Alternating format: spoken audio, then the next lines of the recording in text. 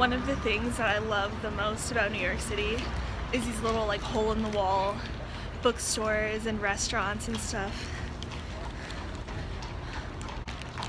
Oh, it's backwards, but 116 East 59th Street, and it's like this little hole-in-the-wall vintage old school bookstore kind of thing, and they have all these, they have little papers, $5 each for these like vintage marble papers, and they have book covers that are old and all these old school books. I got a book about film from 1971, and it's so interesting because these books are only $1 in the front, like similar to the Strand.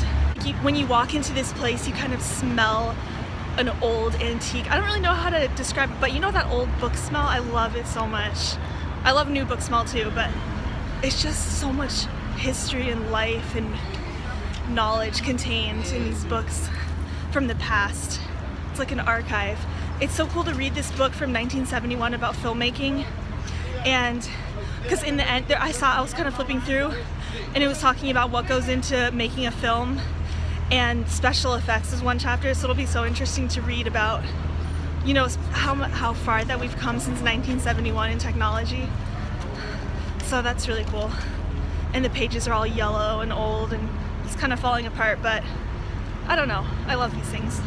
The cool thing is, like, no matter how long you live in New York for, there's literally always something new to discover, a new store that you've never been to, things that you don't even know exist, and you're like, oh my gosh, how did I live in New York for so and so long and never know this place was here? And it happens all the time. Even, you know, in your own neighborhood, there'll be a place that you walk by and never knew it was there, or just never tried it, or never been inside, which is honestly my favorite thing, because some people complain, oh my gosh, I hate New York because everything's just packed, too many buildings, too many people packed into one tiny area. And to me, it's like there's just so many opportunities, so many new experiences and places all in this one area.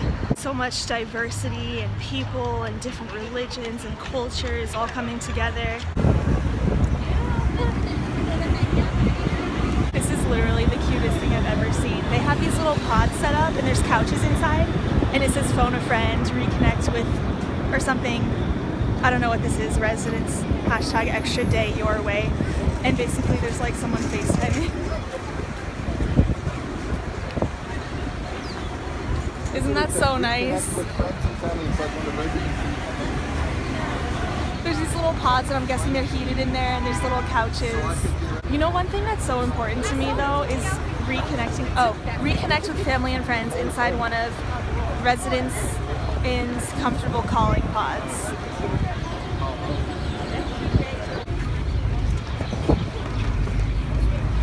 This is actually a pretty nice alternative to cramming myself on the train during rush hour, so I'm gonna see what this is all about. There's just nothing like New York City. Well, apparently they closed, so my luck, you know. I go and they're like, oh no, we're closing for the day, it's over. I'm like, okay, cool, I'll come back tomorrow maybe. Oh well.